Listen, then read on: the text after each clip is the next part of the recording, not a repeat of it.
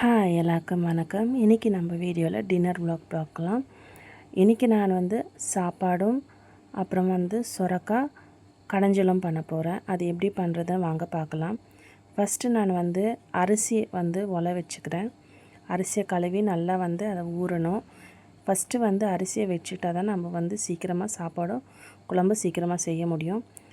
சொரக்காய் கடைஞ்சலுக்கு தேவையான வெங்காயம், பூண்டு, தக்காளி, சொரக்காய், பச்சை மிளகாய் இது தேவையான பொருட்கள். நம்ம இதை கட் பண்ண போகிறோம். இப்போ பருப்பை நல்லா கழுவி எடுத்துக்கலாம்.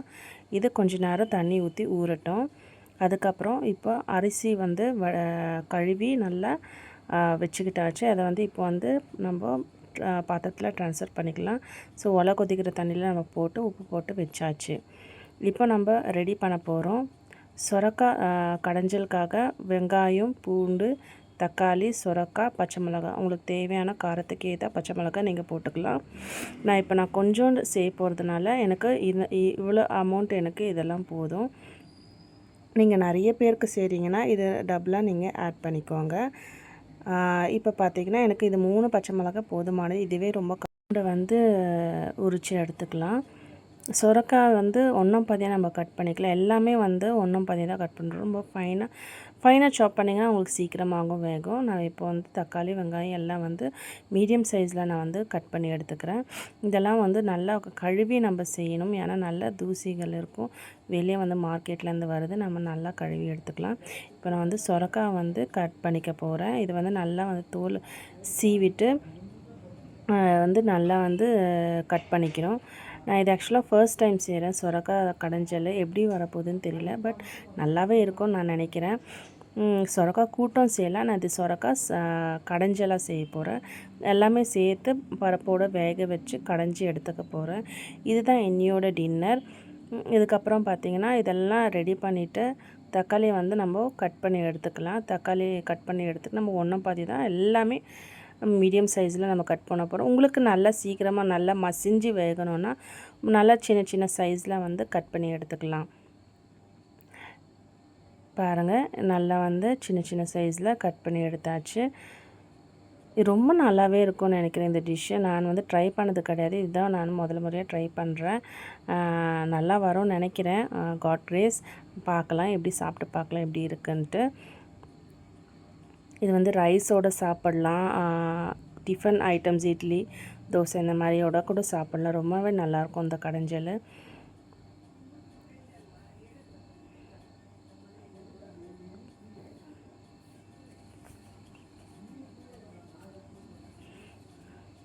தக்காளி எனக்கு பார்த்திங்கன்னா 2 போதும். ஏன்னா நான் சொன்ன மாதிரி நான் கம்மியாக தான் செய்கிறேன். அதனால் எனக்கு 2 தக்காளி, இதுவே பெரிய சைஸாக இருக்கிறதுனால இதுவே ஜாஸ்தியானது.